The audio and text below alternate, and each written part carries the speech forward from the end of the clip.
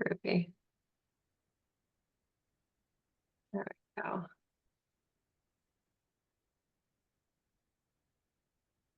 Hello, early birds or on time birds, I guess I should say. Thank you so much. We are going to give it another minute or so, and then we will jump in. So thank you so much for joining. Thank you for hosting. I want to help fill the awkward silence. Oh, I appreciate it. oh, awkward. I know we probably need some like intro music or a DJ. We Dum, need a DJ. dum, dum, dum, dum, dum, dum, dum, dum. I'm sorry. I'm in mute Like, now. no, I'm good. I'm glad for the energy. I, I just got some coffee.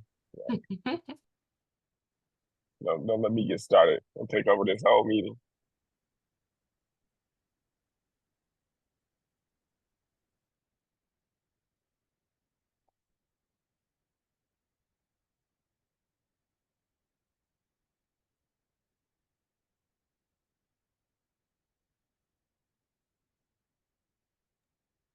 All right, let's go ahead and jump in.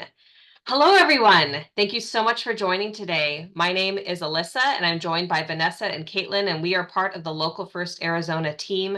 Local First is a nonprofit, been around for 21 years now, and we are dedicated to building equitable systems for locally owned business in Arizona. So really excited to have you here today, and also equally excited to introduce you to Lindsay Levitt from Gallagher and Kennedy, who's going to be covering navigating the top 3 legal challenges in business today. So really excited to have Lindsay. Thank you so much for joining us. What we're going to do today is have Lindsay give us a short presentation, and then we're going to open it up to everyone at the end. If you want to join us by turning on your camera, please feel more than welcome. And you can ask questions of Lindsay.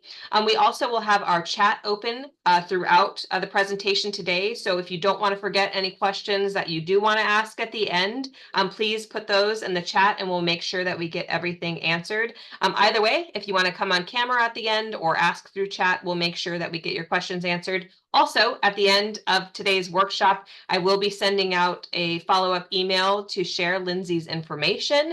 And then in about 3 days here, we'll make sure that we get the recording out to you as well. So without further ado, Lindsay, take it away. All right, thanks everyone. I'm really grateful for the opportunity that Local First has given me to share with you a few thoughts.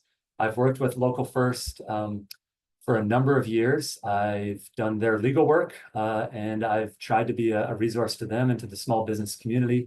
A little bit about me. I was born and raised in Vancouver, British Columbia, and I did my undergrad degree at the University of Alberta in Edmonton, which is the coldest city in the world, over 1 million people.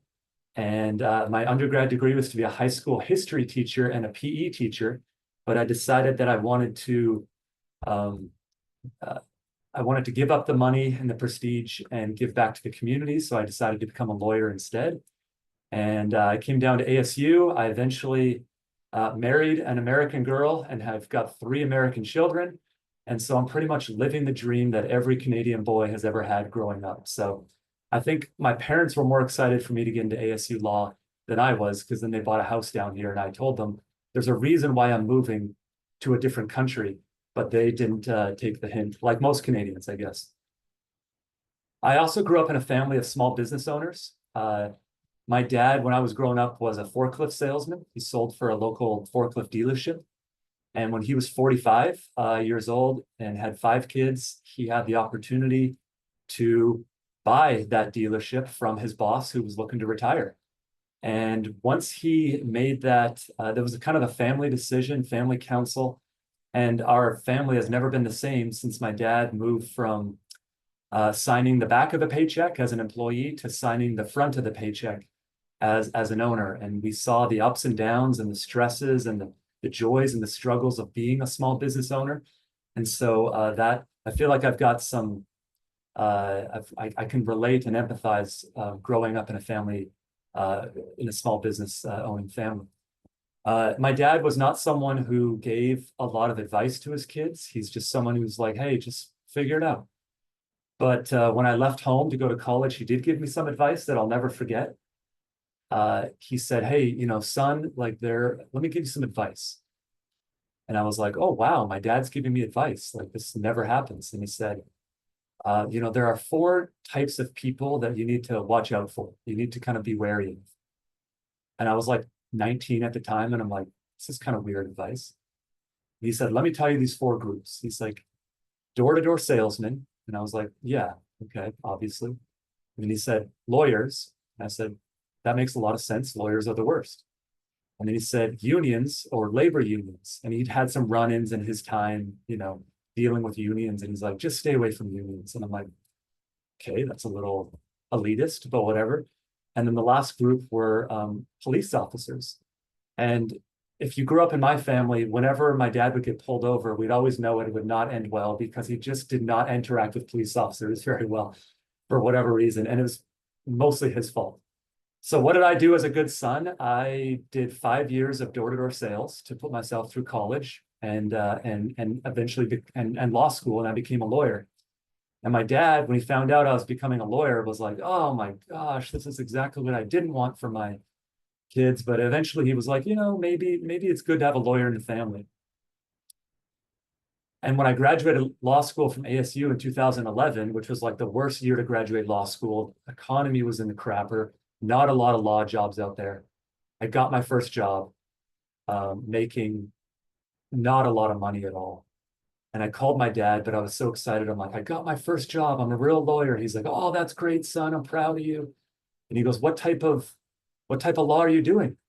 And I said, oh, I'm representing labor unions. And he's like, oh my gosh, oh, how could you? This is a betrayal of the Levitt family name. And he was just like so distraught, but he wanted to be supportive. And eventually he was like, well, not all labor unions are bad. Some do a real good thing. And what type of unions are you representing, son? And I said, Dad, I'm representing police unions. And it was just like the culmination of everything he never wanted in a son.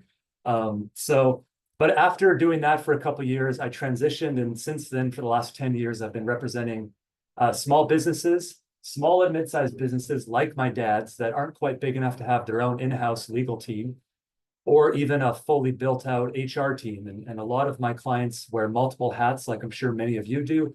A lot of them are the COO and the head of HR and the CFO and the CEO. And so what I found though in the past 10 years is that many of my clients who call me have similar legal issues. And they kind of fit into one of three buckets. Most of these legal issues do.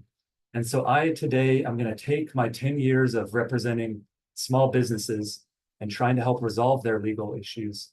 And I'm going to kind of distill it down into 20 or 25 minutes or so of advice that hopefully you can use to prevent legal issues from happening. Because one thing I've learned, and this is a classic dad phrase that I'm allowed to do because I've got 3 kids now, but is that an ounce of prevention is worth a pound of cure.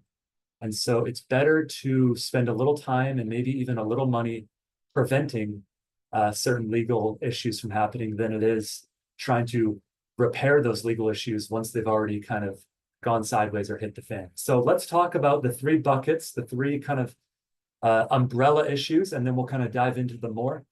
And again, I'm going to water ski over these issues. I'm not going to be able to resolve and in this next 30 minutes kind of discuss every possible issue that you could have. I'm going to water ski across the surface of them. If you want to say, hey, I actually need to scuba dive into this issue, I need to go deeper, give me a call afterwards. Let's figure it out. So the first one is just general corporate issues. How is your business structured? Do you have proper governing documents for your business? And do you have trademarks or trade names to protect your business, protect your slogan, your product names, things like that? I get a lot of calls from business owners who has a partner in their business who's been a knucklehead. And the business owner says, what do I do? I want to get rid of my partner. He's been a knucklehead, and for a variety of different reasons. And we say, okay, let's look at your governing documents and see what they say. And then it's awkward silence. I don't have any governing documents. Okay, well, let's talk about our issues then. So the next one, employment law. This is my bread and butter. Most of what I do are resolving and preventing employment law issues. And we're going to talk about 3 of ways that we can prevent the vast majority of employment law issues in the workplace. We're going to talk about worker classification. That means W-2s versus 1099s. We're going to talk about the Fair Labor Standards Act, which is a federal law that provides for, that guarantees employees to have minimum wage and time and a half for overtime wages.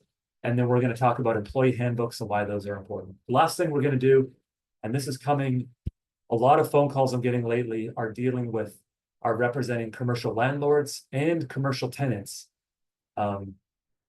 in disputes that they're having with each other. And so what I want to do is talk about some of the under the radar provisions in commercial leases that a lot of disputes arise out of. Okay, I'm not talking about, hey, I didn't pay my rent for this month. What are my options? I'm talking about what are some other issues besides non-payment under your lease that causes disputes between landlords and tenants. Okay, here we go. You want to start a business, you currently have a business. What entity structure is that business? There are basically 4 main entity structures, and under most of these entity structures, there's different ways you can structure. The first one is called a sole proprietorship. If you don't form a business, you create a business, but you don't actually file any documents with the Arizona Corporation Commission to register your business or establish your business. You just start running a business, selling. My wife ran a business with her 2 sisters for several years, selling clothing online. So if you started your business by yourself but didn't file any documents, you would have what's called a sole proprietorship.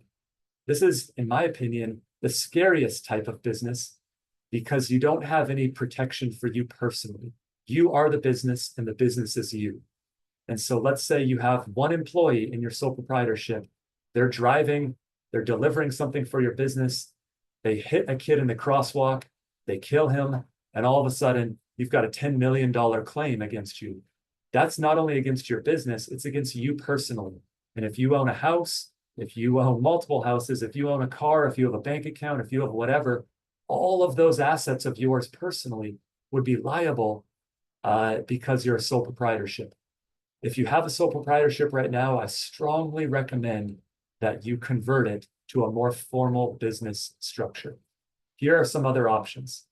You have a partnership, and under partnership, there's 4 separate types of partnerships. We don't need to dive into all of those various types and why someone would choose to use them. But if you start a business with a friend and you don't file any specific documents establishing what that type of business is, you are in a general partnership with them. Now, what are the advantages and disadvantages? Well, it's a little more flexible in a general partnership, but you also can be held personally liable for the debts, for the liabilities of that business. If your business signs a contract, you breach that contract, and they come after your partnership, they're actually coming after you personally. That's why the most popular type of entity structure in Arizona and probably the United States is the LLC. That's the limited liability company. Why would you choose an LLC? Well, it's in the name. It prevents you from being personally liable for liabilities or debts of the business. Of course, there are certain exceptions. I'm a lawyer, and I would say it depends, and I would say that a lot. There is a way for someone to come after you personally in a limited liability company called piercing the corporate veil, but that's few and far between. And I'm not going to, I would take 9 hours to discuss all the exceptions to the exceptions to the exceptions under Arizona law. An LLC is formed by filing a document with the Arizona Corporation Commission. And again, it's done that way to protect you, and for tax reasons, an LLC oftentimes is preferred. The last type of structure is called a corporation. Most big companies in America are corporations because they have shareholders and different classes of shareholders that use it to raise money. If you're thinking about taking your company public, then a corporation is probably the right structure to do that. But it's much more formal. It requires a lot more hands-on work.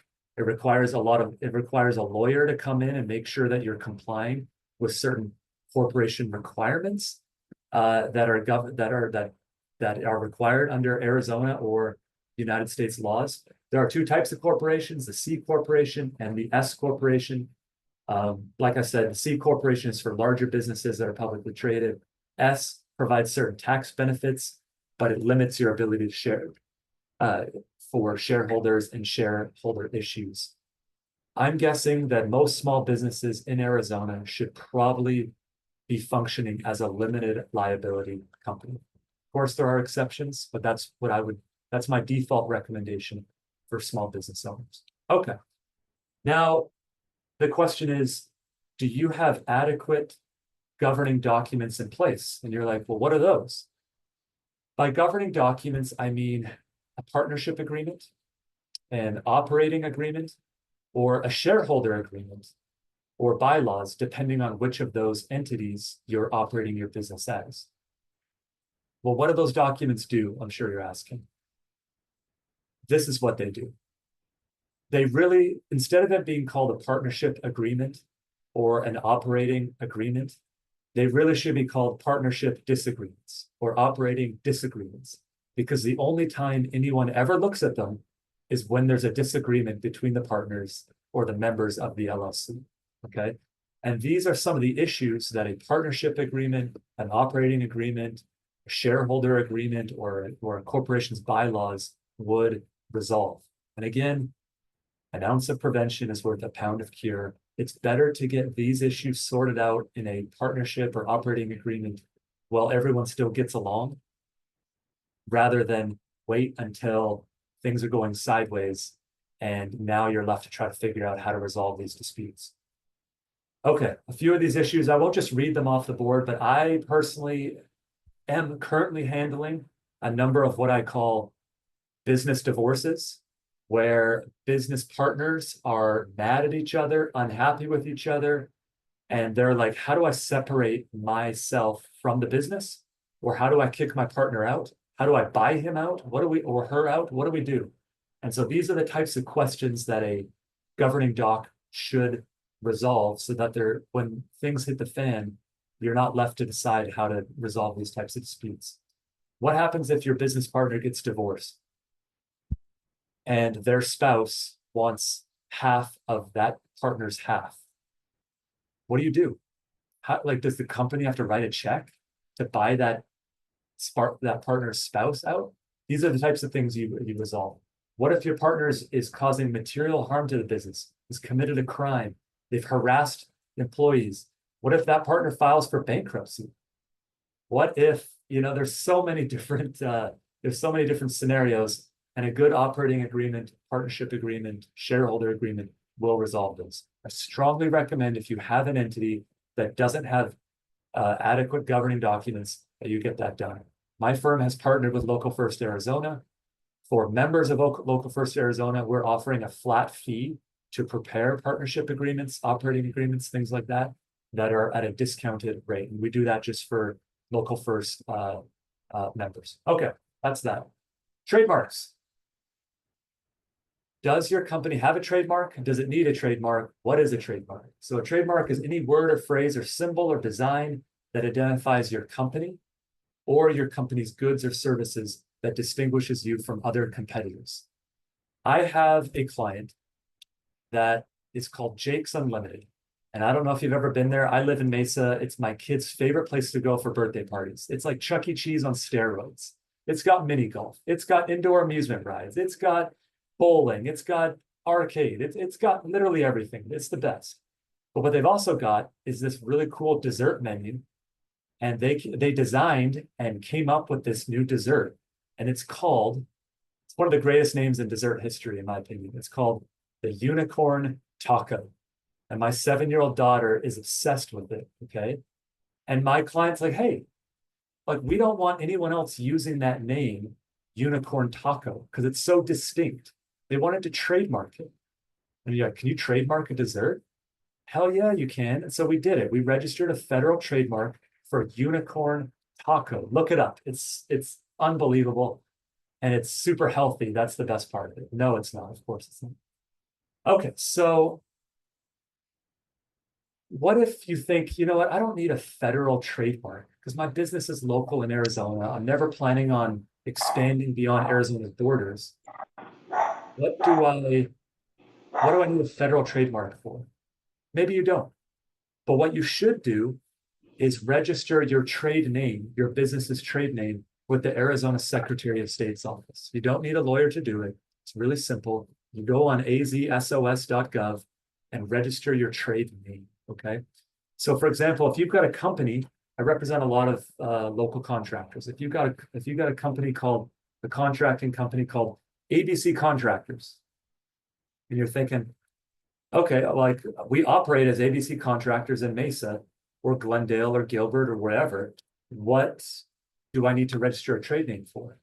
Well, what if someone across the street opens up ABCD Contractors? And you're like, it's not the exact same name, but it's pretty damn close. And I think people are going to be confused. Potential customers are going to be confused by my ABC contractor and that guy's ABCD Contractors. Register the trade name, and anything with that trade name or substantially similar to that trade name that could cause confusion in the marketplace, you're entitled to enforce your trade name.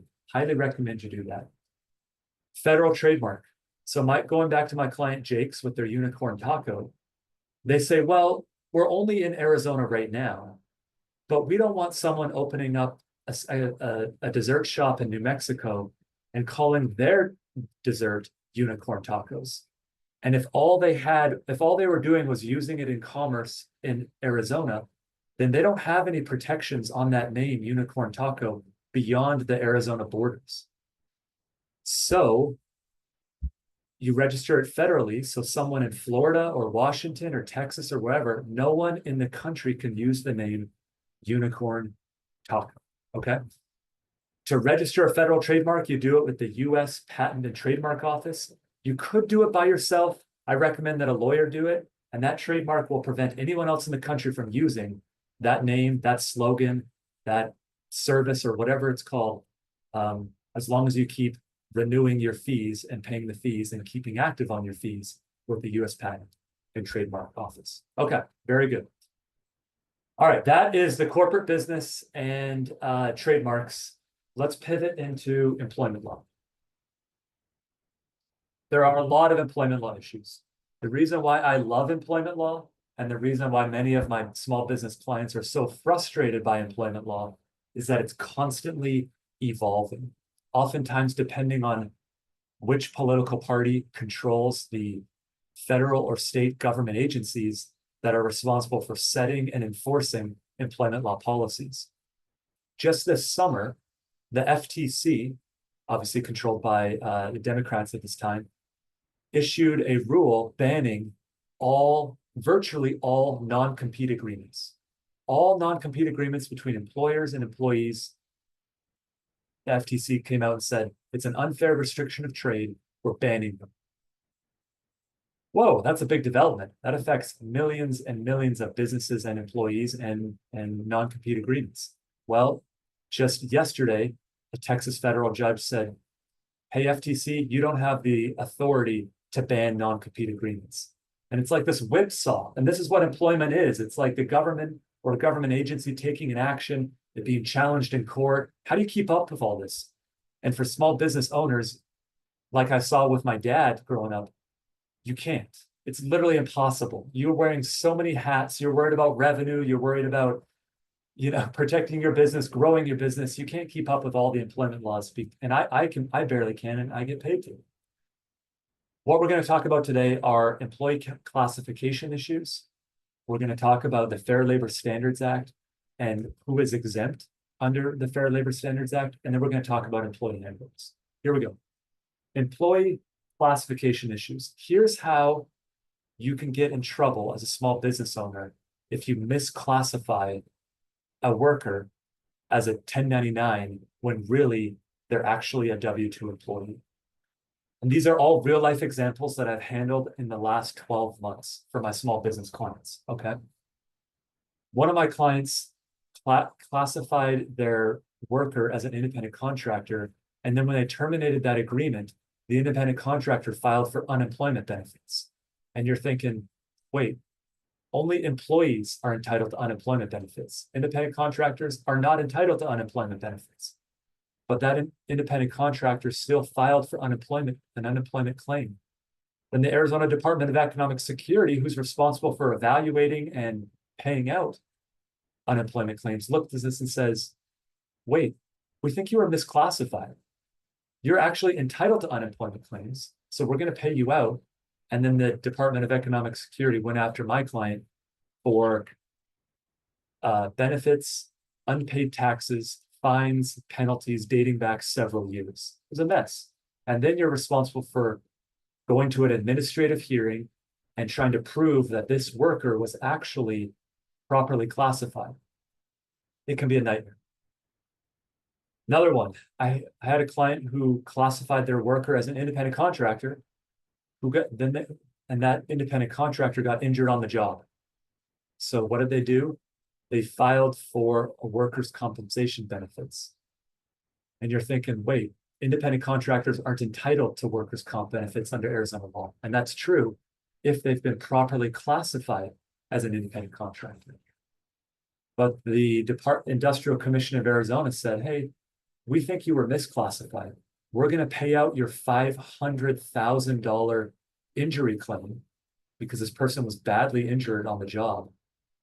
And then the Industrial Commission turned around and filed a claim against my client for $500,000, all because the Industrial Commission believed that my client had misclassified its employee as an independent contractor.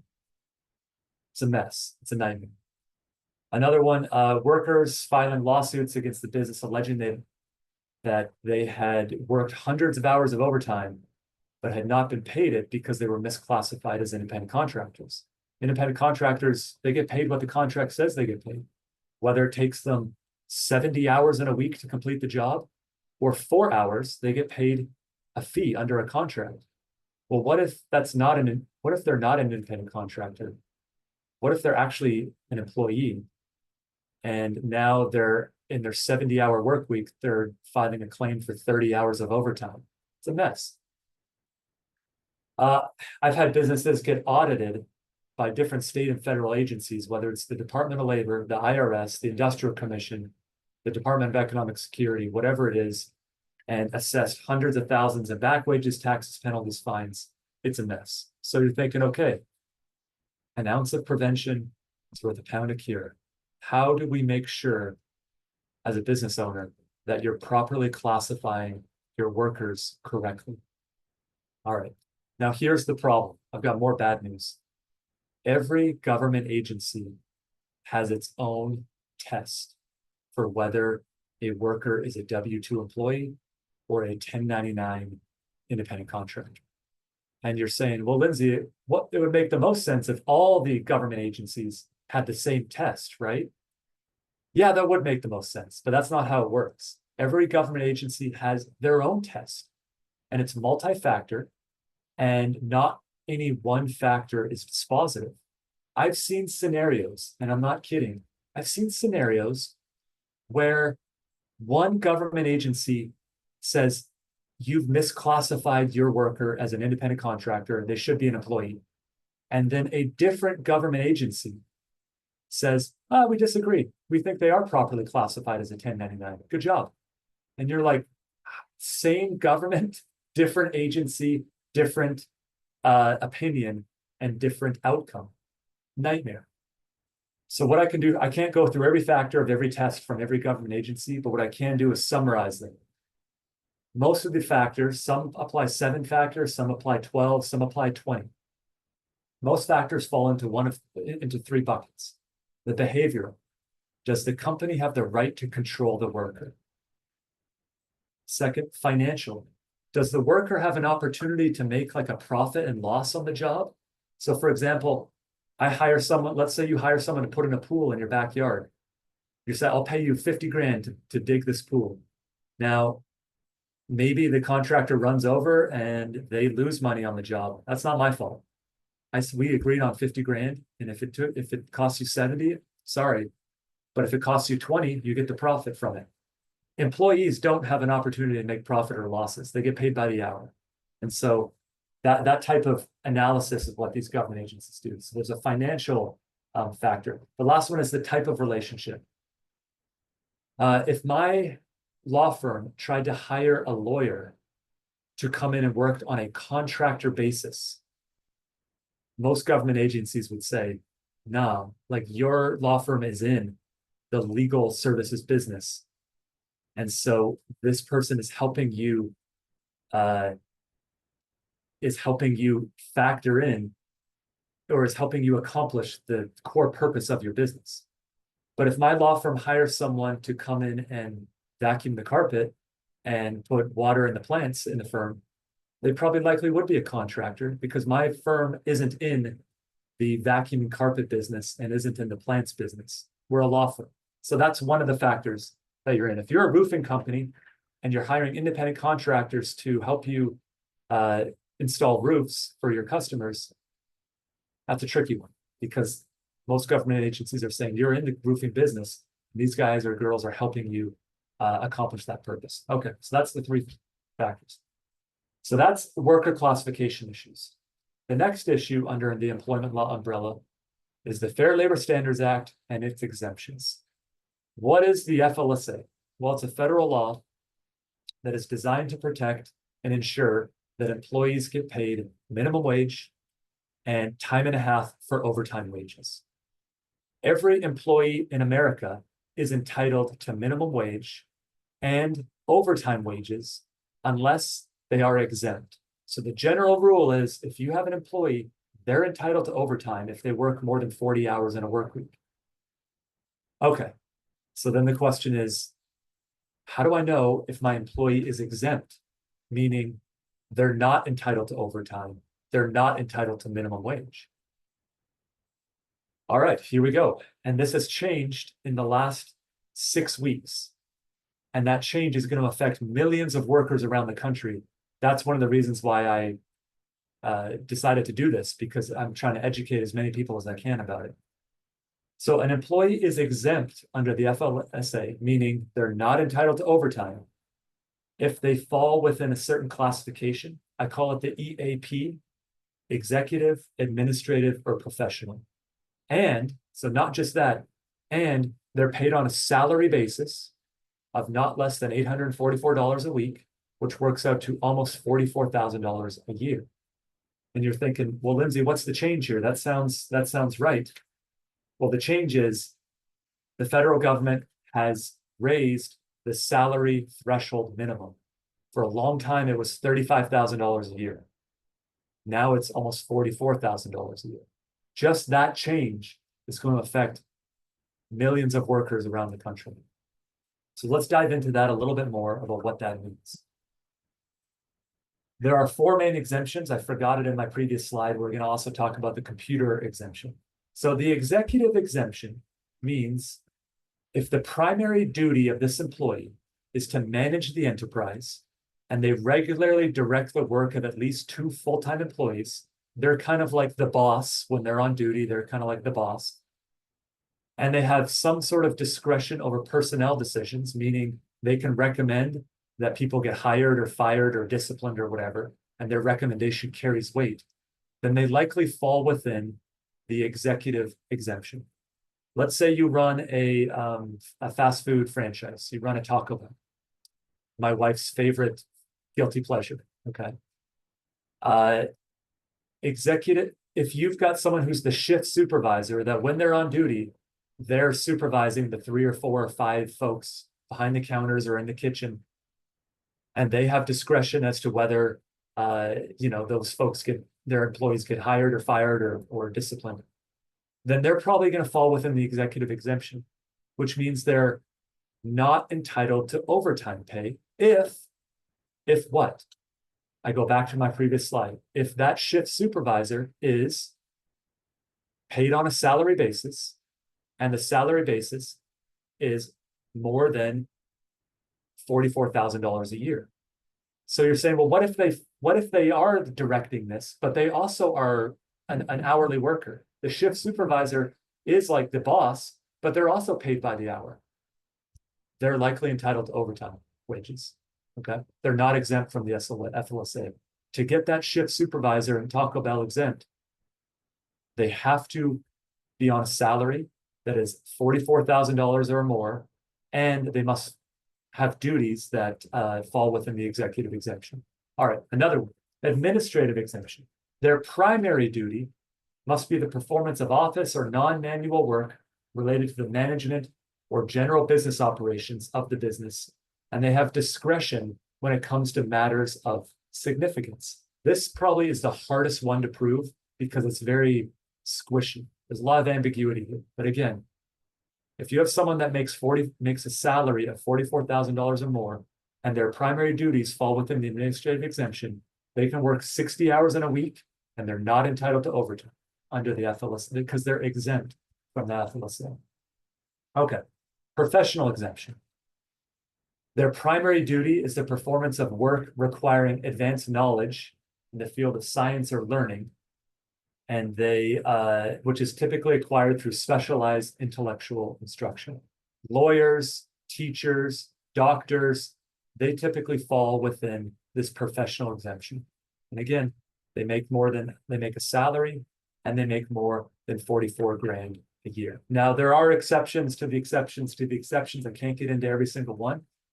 Like teachers, for example, they're not entitled to overtime no matter how much they volunteer and coach my kids' soccer team or whatever it is.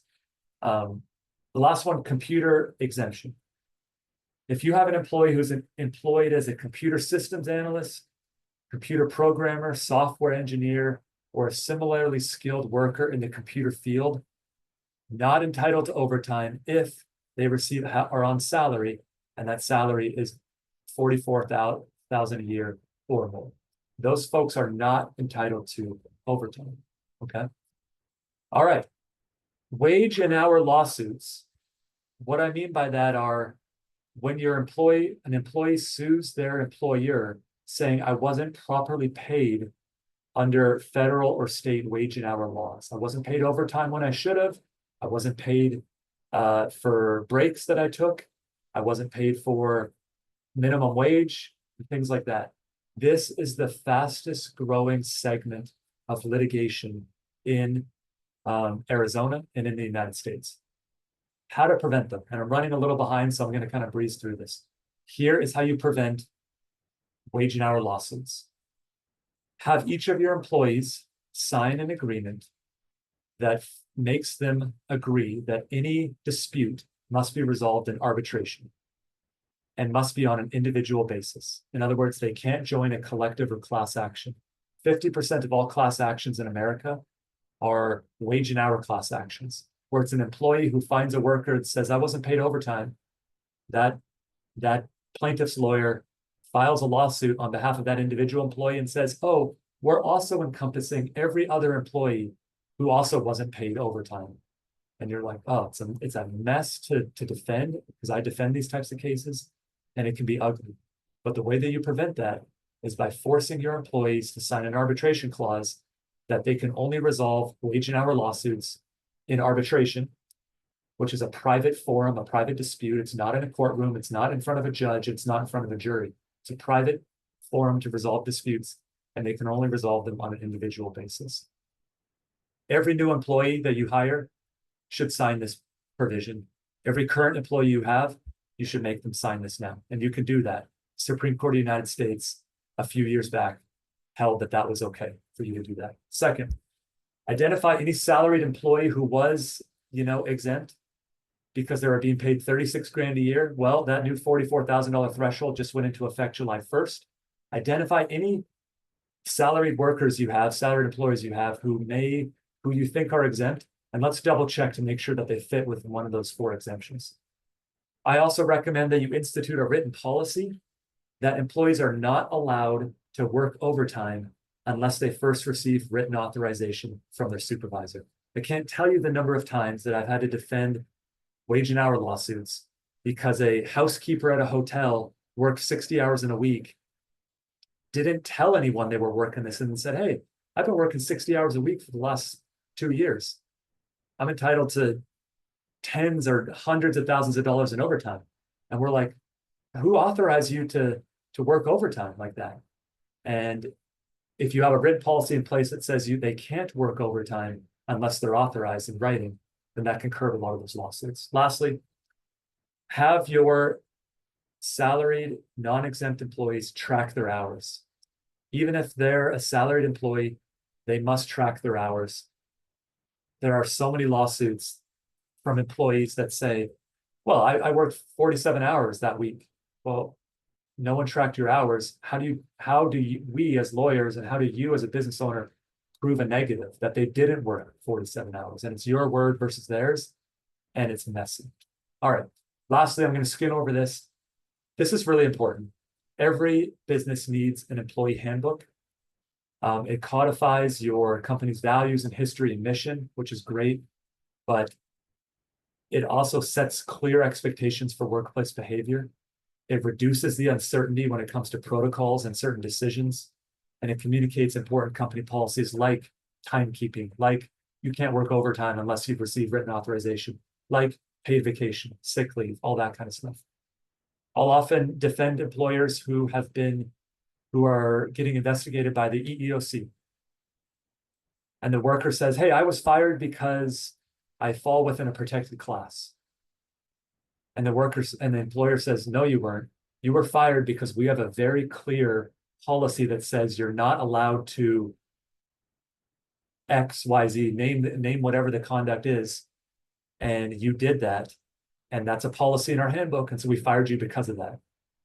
If your workplace expectations are laid out clearly, I don't care if this person falls within every single protected class, you've protected yourself by saying, here's what our company policies are, and the consequences for violating those policies are termination. Whether it's theft or stealing or lying or tardiness or whatever it is, if you've got a company policy that sets that expectation, then you're in a much better position to defend it. That's employment stuff. I'm going to finish up with commercial leases. I'm getting a lot of commercial landlord-tenant disputes these days. Now, besides the non-payment of rent, these are some of the terms that you absolutely need to understand as a commercial tenant or as a commercial landlord. The first and most important is the default and termination provision. Arizona law says that if there's a material breach of the lease, the non-breaching party has the ability to cease performance. So if I breach a contract, the other party to the contract says, hey, you materially breached this contract. They can terminate the contract or stop performing under the contract because I materially breached it. Well, what's a material breach? If there's a material breach, it sounds like there should also be immaterial breaches. Material breaches mean like important breaches. It violates like a key term of the agreement that goes to the very heart of the agreement. For example, a tenant who doesn't pay their rent, that's a material breach because the whole purpose of the contract is to require the tenant to pay rent for occupying a certain space. An immaterial breach would be, hey, the rent was due at 12 p.m. on the first of the month and I paid it at 12:05 p.m. I paid it 5 minutes late. Is that a material breach that's the landlord can then say, I'm terminating this contract, you're out of here? No, that's an immaterial breach, okay? But before you can even get into a breach, every commercial lease that I've looked at says a breach is essentially what's called an uncured default. And what happens is when someone's in default under the lease, for example, a non-payment of rent, then the other side typically has to provide notice that the other side is in default. And then if they fail to cure within a certain amount of time, then if they fail to cure, then that constitutes a breach, which allows the non-breaching party to terminate the contract. In other words, you have to provide a notice and opportunity to cure your default before you can declare the other side a breach and rip up the agreement. I can't tell you how important this is because I've litigated so many cases in the last few years where my client, the commercial tenant, definitely was in default, definitely breached the contract, but the landlord failed to provide proper notice and an opportunity for my client to cure that default. Now, Arizona law says that failing to abide by and provide notice and opportunity to cure is itself a material breach. So, for example, if my client fails to pay rent and the landlord says, the lease says, okay, the landlord provides written notice of 5 days, and if my client doesn't pay within 5 days, then it's a breach and the landlord can rip up the lease agreement and evict my client. If the landlord doesn't give 5 days written notice and instead just rips up the agreement, or gives 2 days written notice and then rips up the agreement, the landlord is a material breach. And then my client doesn't have to perform under the contract anymore. The bottom line is this: before you take any action to terminate or declare someone in breach, you have to comply with the notice and cure default provisions. I cannot stress this enough, okay? All right, lastly, here are 3 other provisions that you should be aware of in your commercial lease. Some commercial leases have a purchase option, which means, hey, I'm gonna lease this property for 4 years, but after 2 years, I have the right to buy the property if I exercise the option. I've been litigating a lot of purchase option stuff because the person holding the option who tried to exercise the option didn't exercise it correctly or in a timely manner.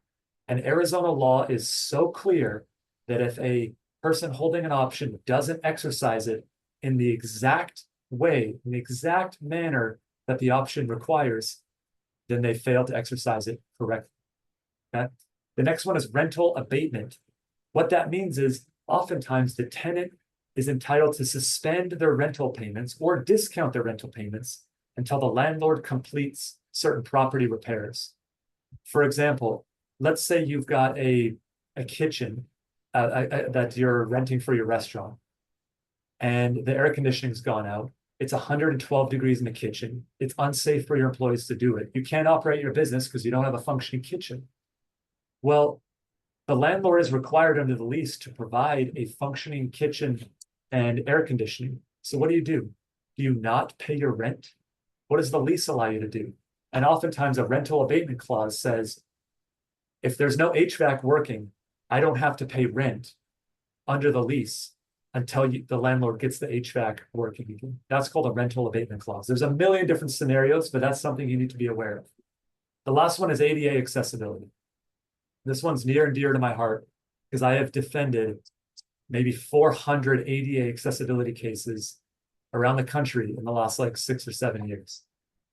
Under the ADA, and I'm talking about like ramps and curbs and grab bars in the bathroom, things like that for people with mobility disabilities or visual or hearing impaired.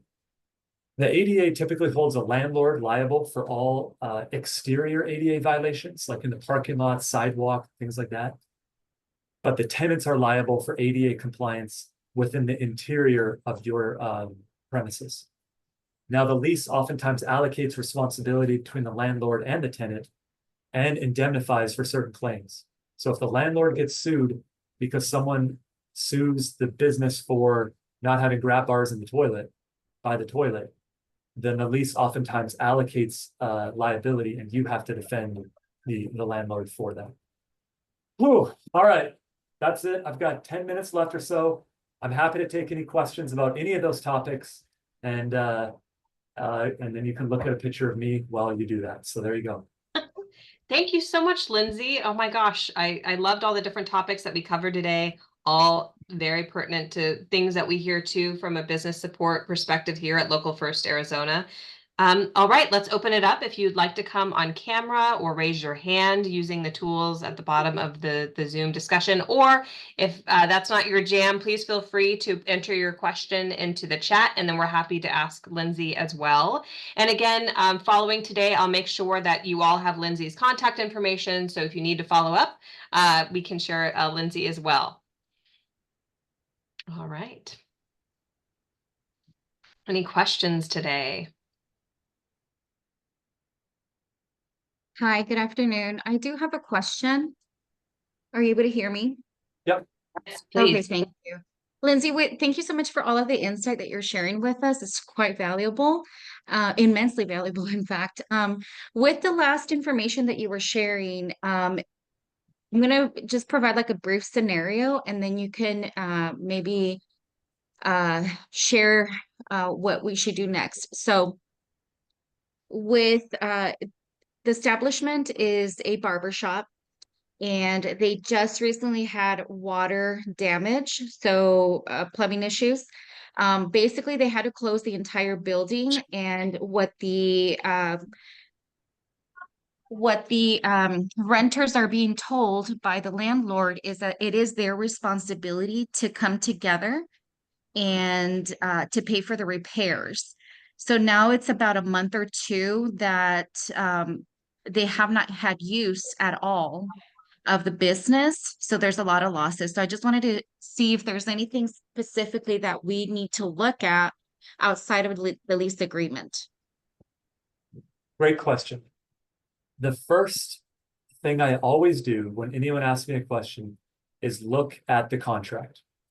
So without seeing the contract, I'm a little blind giving advice, but commercial leases typically allocate responsibility for interior piping, plumbing, water, HVAC to the landlord, and the landlord's responsible for maintaining and for providing a usable and workable and livable and functioning premises for their tenants to operate their businesses in.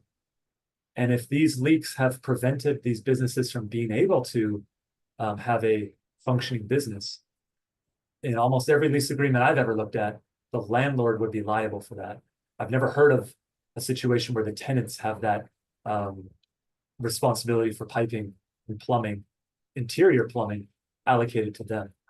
The other part is, like I mentioned before, you should look at a rental abatement clause. It doesn't seem reasonable for these tenants to continue paying rent to the landlord if the landlord's not providing a workable, usable, functioning business premises.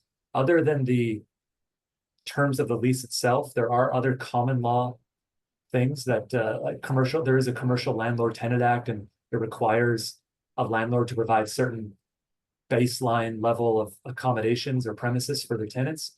We could probably look at that, but I would certainly start at the lease because the tenant should have protection under that. Thank you. I'll go ahead and share your information with the providers. Let's hope I don't represent the landlord, but this doesn't sound familiar, so I don't think so. I hope so. I hope not. Okay. Thank you. Thank you. We have three more. And Kim, I'll get to you in just one moment. Kyosho is asking in the chat, Lindsay, do you offer trademark services? Yeah, we do. As part of your membership, this is a brand new partnership that my firm is rolling out with Local First Arizona. We are providing a flat fee menu of certain legal services that are purely on a flat fee basis. And I got this from my dad, whenever he had to hire a lawyer, he's like, you hire a lawyer for a $2,000 issue and you get a $12,000 bill. And like, that's why he hated lawyers. And so I'm trying to eliminate that uncertainty, because I understand that with small businesses, you have certain budgets. And when you can budget for certain legal services, because you know exactly how much they're going to cost, it makes your life easier. So this month, my firm is rolling out a flat fee services agreement and filing a federal trademark. We're offering that on a flat fee, so you know exactly how much it costs, and we take it from A to Z, and that flat fee includes the cost of filing fees with the patent office. I can't remember exactly what it is, but yeah, we do. Give me a call and you can get the flat fee. And Lindsay, I think we have that one sheet as well, but I'll verify that all of that is still current. And then when I send the follow-up email today, I'll get that to everybody. Does that sound good? That'd be great. Yeah, that'd be great. Groovy. Kim? Kim, you had a question? Hi, sorry, I was trying to unmute. No worries. My question was, I'm an LLC, or I have an LLC, and it's just me. I have no employees, no partners, no anything. So would you still recommend that I have some kind of operating agreement or bylaws or anything like that?